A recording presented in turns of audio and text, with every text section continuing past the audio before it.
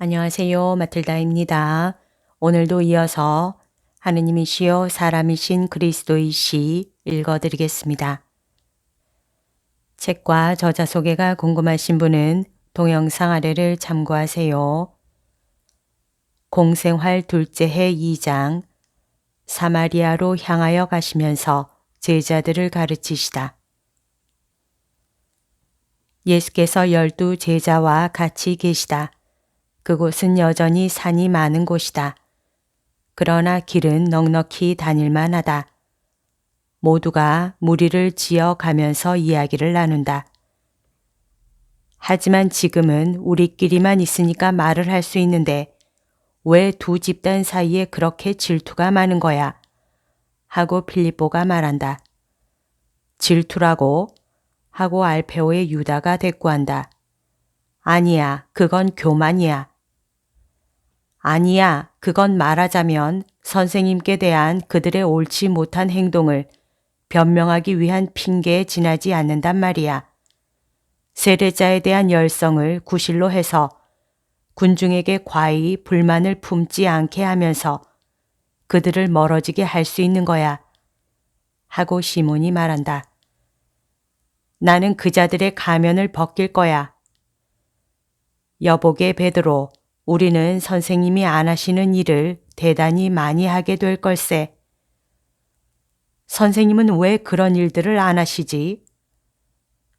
그건 그렇게 하지 않는 것이 좋은 일이라는 걸 아시기 때문이야.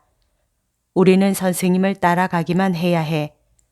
우리가 선생님을 인도해야 할 것이 아니야.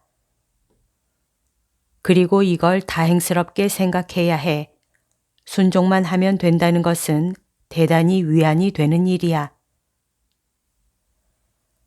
시몬아, 잘 말했다. 그들을 앞서 가시면서 당신 생각에 잠겨 계신 것 같이 보이시던 예수께서 말씀하신다. 내가 올바르게 말했다. 명령하는 것보다 복종하는 것이 더 쉽다. 그런 것 같아 보이지 않지만 사실 그렇다. 정신이 올바를 때는 확실히 쉬운 일이다. 올바른 정신을 가졌을 때는 명령을 하기가 어렵다. 정신이 올바르지 않을 때에는 분별 없는 명령을 내리고 분별 없는 것보다도 더한 명령들을 내린다. 그때 명령하는 것이 쉽다.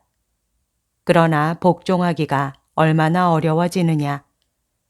어떤 사람이 어떤 곳이나 어떤 모임의 우두머리가 되는 책임이 있을 때는 머리에 항상 사랑과 정의, 조심성과 겸손, 절제와 인내, 완고하지는 않지만 단호함을 가지고 있어야 한다. 오, 이것은 어려운 일이다. 너희들은 지금 당장은 순종만 하면 된다. 하느님과 너희 선생에게. 너는 또 너뿐이 아니지만 내가 왜 어떤 일을 하는지 또는 안 하는지 의아하게 생각하고 하느님께서 왜 이러저러한 일을 허락하시는지 또는 허락하지 않으시는지 의아하게 생각한다. 베드로야, 보아라. 그리고 너희들도 모두 보아라. 완전한 신자의 비결 중에 하나는 결코 하느님께 대한 질문자로 자처하지 않는 것이다. 왜 그렇게 하십니까? 하고 하느님께 대한 소양이 별로 없는 사람은 묻는다. 그러면 그 사람은 소학생 앞에서 그렇게 하면 안 돼. 그건 어리석은 짓이야. 그건 잘못이야. 하고 말하는 어른의 태도를 취하는 것과 같다. 누가 하느님보다 높단 말이냐? 이제 너희들은 요한에 대한 열성의 핑계로 내가 쫓겨난 것을 보게 되었다. 그리고 그것 때문에 분개하고 있다. 그래서 너희들은 내가 이러한 견해를 지지하는 사람들에 대하여 논전의 태도를 취해서 잘못된 생각을 바로 잡았으면 한다. 아니다. 그런 일은 절대로 없을 것이다. 너희들은 세례자의 제자들의 입을 통해서 그의 말을 들었다. 그분은 더욱 커지셔야 하고 나는 더욱 작아져야 한다고 그는 말하였다. 섭섭한 생각을 가지고 있지 않고 그의 위치에 집착하지 않는다. 성인은 그런 일에 집착하지 않는다. 요한은 자기 자신의 신자의 수를 위해서 일하지 않는다. 그는 자기 자신의 신자를 가지고 있지 않다. 그는 하느님께 충실한 사람들의 수를 늘리기 위해서 일한다. 하느님께만 신자를 가질 권리가 있다. 따라서 나는 선의로든 악의로든 이러저러한 사람들이 그대로 요한의 제자로 있는 것을 애석하게 여기지 않고 또 너희들도 들은 것처럼 이와 마찬가지로 요한도 그의 제자들 중에서 나에게 오는 사람이 있는 것을 슬퍼하지 않는다. 요한은 이런 자질구레한 통계적 계산에는 관심이 없는 사람이다. 그는 하늘을 쳐다본다. 그리고 나도 하늘을 쳐다본다. 그러므로 내가 세례자의 제자들을 빼앗아 온다고 유다인들이 나를 비난하는 것이 옳은지 옳지 않은지, 그런 말을 하는 것이 옳은지 아닌지 너희들끼리 서로 다투지 말아라. 그것은 샘가에서 하는 여자들의 말다툼과 같은 것이다. 성인들은 주님을 위하여 일한다는 생각에 웃으면서 서로 원조하고 서로 헌신하고 아까워하지 않고 기분 좋게 사람들을 서로 교환한다. 내가 세례를 베풀었고 너희들에게도 세례를 주라고 하였다. 그것은 이제는 정신이 하도 우둔해져서 신앙심을 물질적인 형태로 제시하고 기적도 물질적인 형태로 가르침도 물질적인 형태로 제시해야 하게 되었기 때문이다. 이 정신의 우둔함 때문에 너희들을 기적 행하는 사람으로 만들고자 할 때 물질적인 실체의 힘을 빌려야 할 것이다. 그러나 거룩하게 하는 힘은 기름에 있는 것도 아니고 물에 있는 것도 아니고 다른 의식에 있는 것도 아니라는 것을 믿어라. 만질 수도 없고 볼 수도 없고 물질주의자들로서는 생각할 수도 없는 것이 일체의 성화 안에서 작용하는 일체의 성화의 원인인 여왕이 되고 다시 돌아온 여왕이 될 때가 올 것이다. 이 여왕에 의하여 사람이 다시 하느님의 아들이 될 것이고 그의 안에 하느님을 모시고 있을 것이므로 하느님께서 행하시는 것을 행할 것이다. 은총, 이것이 돌아온 여왕이다.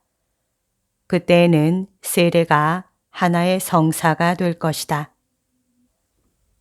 그때에는 사람이 하느님의 말을 하고 하느님의 말을 알아들을 것이다. 그리고 은총이 생명을 줄 것이고 생명은 알고 행동하는 능력을 줄 것이다.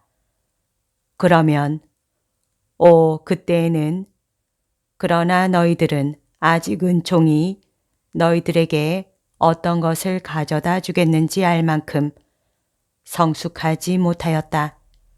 제발 부탁이다. 너희들 자신에 대한 끊임없는 훈련으로 은총이 오는 것을 도와라. 그리고 비속한 사람들의 쓸데없는 관심사는 상관하지 말고 내버려 두어라. 이제 사마리아의 경계에 왔다. 너희들은 내가 이 사람들에게 가서 말하는 것이 좋으리라고 생각하느냐? 아이고, 그들은 모두 많게든 적게든 분개하였다. 정말 잘 들어두어라. 사마리아 사람은 어디에나 있다. 그러니까 사마리아 사람이 있는 곳에서 내가 말해서는 안 된다면 나는 아무 데서도 말을 해서는 안 될 것이다. 그러니까 오너라. 내가 먼저 말을 하려고 하지는 않겠다. 그러나 저 사람들이 하느님에 대해 말해 달라고 청하면 업신여기지 않고 하느님에 대해 말하겠다. 한 해가 끝나고 둘째 해가 시작된다.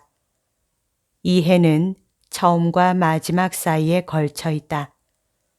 처음에는 선생이 눈에 띄었다. 그런데 지금은 구세주가 나타난다. 마지막은 속죄자의 얼굴을 가질 것이다. 강은 하구에 가까워지면서 넓어진다. 나도 자비의 일을 확대한다. 하구가 가까워 오기 때문이다. 우리가 갈릴레아에 갔다가 어떤 큰 강 있는 데로 가는 건가? 혹 나일강으로? 아니면 유프라테스 강으로? 하고 어떤 제자들이 속삭인다. 어쩌면 이방인들 있는 데로 가는지도 모르지. 하고 다른 사람들이 대답한다. 너희들끼리 말하지 말아라. 우리는 나의 하구를 향해 가는 것이다. 즉, 내 사명의 완수를 향하여 가는 것이다. 그 다음에는 내가 너희들을 떠날 것이고 너희들이 나의 이름으로 계속해야 할 것이니까 단단히 조심하여라.